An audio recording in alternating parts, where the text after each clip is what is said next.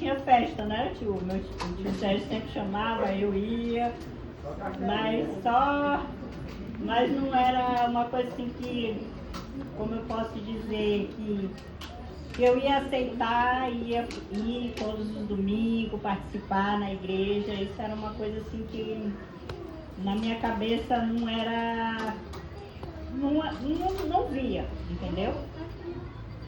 Mas eu acho que Deus, Ele põe as pessoas na vida da gente com um propósito.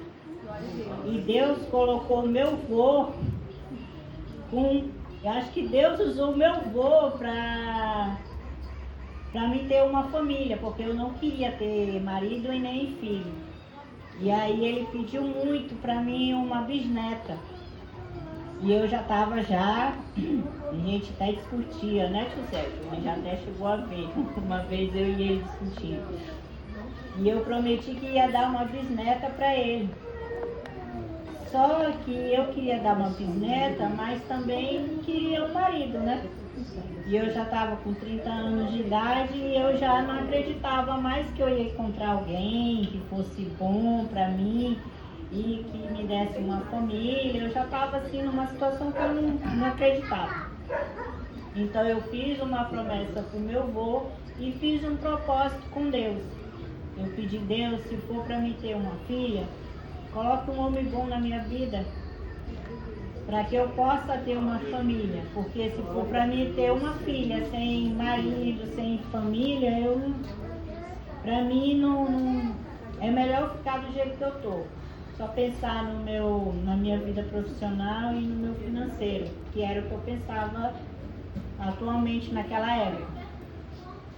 E quando eu fiz esse propósito, com uns 4 meses eu conheci o Paulo. Nós trabalhávamos juntos, na mesma, não juntos, né? Eu era promotor e ele trabalhava no Gonçalves.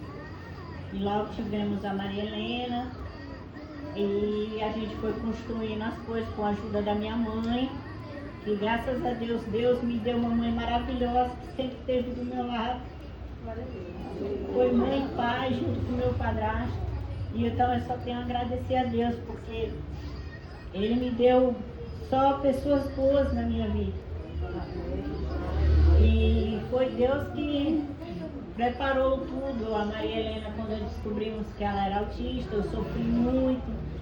Mas com a ajuda da minha mãe, do meu marido também, da minha sogra, do meu sogro, eu consegui cuidar da Maria Helena, que eu cheguei até a ter ansiedade, começo de depressão pós-parto. E naquele momento, eu acho que quando a gente estava nesse período bem difícil, o Paulo chegou para mim e falou, amor, vamos começar a congregar a igreja, que a minha mãe já estava, meu padrasto. E aí a gente começou a ir na igreja da minha mãe, com um carro muito longe, a gente foi para a igreja aqui embaixo, aqui, não sei o nome da igreja. Aí o Paulo falou, como é muito lá embaixo, a gente tinha medo de ser assaltado, como a irmã tinha sido assaltada. Aí a gente começou a congregar ali e foi uma bênção, porque o Paulo ali se encontrou com Deus e ele ficou muito firme mesmo, aí se batizando, tudo. E Deus é maravilhoso, eu posso dizer que eu fui um milagre de Deus, que realmente eu não pensava em estar aqui nesse momento e agora eu estou. A minha mãe até me disse uma vez, Aline, em 8 anos a gente já tem uma casa, um carro, né? E a minha mãe disse que ela demorou muito para ter essas coisas. Mas eu acredito que bens materiais não é nada, porque a gente não leva nada, né? Quando a gente parte. Mas eu fico feliz, porque é uma coisa que eu nunca imaginei ter e agora eu tenho, né? E então isso, de estar aqui com vocês nesse momento é muito, eu sou grata a Deus, muito.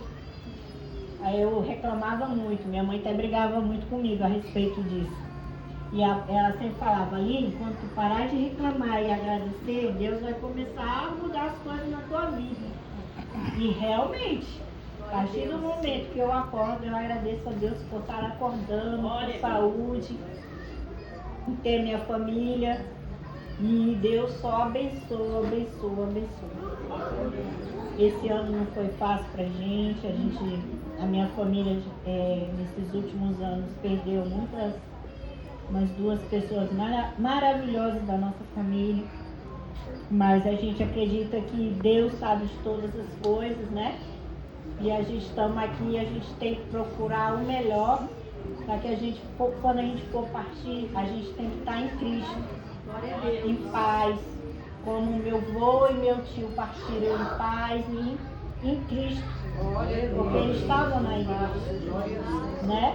E isso que me conforta muito em saber que eles estão em paz em Cristo. E é o que a gente tem que procurar para a nossa vida agora, né?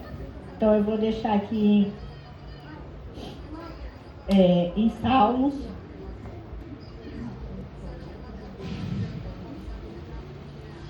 92. Salmos 92. Hino de louvor e gratidão. E é salmo cântico para o sábado.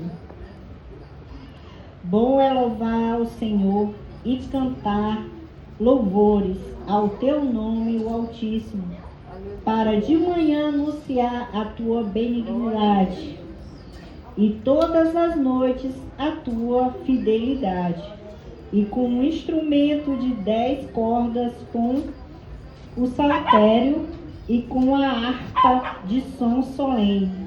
Pois tu, Senhor, me alegraste pelos teus feitos, exultarei nas obras das tuas mãos. Quão grandes são, Senhor, as tuas obras, muito profundos são os teus pensamentos. O homem insensato não conhece, nem o louco entende isto. Quando o ímpio crescer como a erva, e quando florescerem todos os que praticam a iniquidade, e que serão destruídos perpetuamente. Mas tu, Senhor, és o Altíssimo para sempre. Amém. Glória a Deus. Obrigada pela oportunidade.